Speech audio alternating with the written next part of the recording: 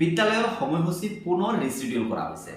ছাত্ৰছাত্ৰীসকল লগতে মৰমৰ ছাত্ৰ ছাত্ৰীসকল আপোনালোকে ঠিকেই শুনিছে, বিদ্যালয়ৰ সময়সূচী পুনৰ ৰিচিডিউল কৰা হৈছে। আজি যেহেতু জানুৱাৰী মাহৰ 16 তাৰিখ, আজি এই 16 জানুৱাৰী 2026 আজি ডেটতে এখন বিশেষ অৰ্ডাৰ প্ৰকাশ পাইছে।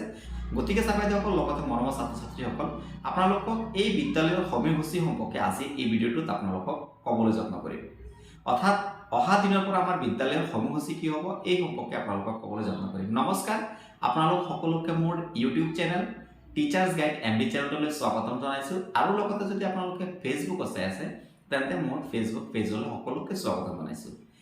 ছাত্ৰছাত্ৰীসকল লগতে মৰমৰ ছাত্ৰ ছাত্ৰীসকল আপোনালোকে নিশ্চয় অৰ্ডাৰখন দেখা পাইছে। এই অৰ্ডাৰখন আহিছে আমাৰ Karbi Anglong autonomous council department of school education KSC ছেক্ৰেটেৰিয়েটৰ ফালৰ পৰা আহিছে। আৰু এই আজি ডেটত আপোনালোকে দেখা পাইছে 16/1/2026। আপোনালোকে সকলোৱে জানে যে বিদ্যালয়ৰ টাইমটো বৰ্তমান 10 বজাৰ পৰা অৰ্থাৎ পুৱা 10 বজাৰ পৰা চলি আছে।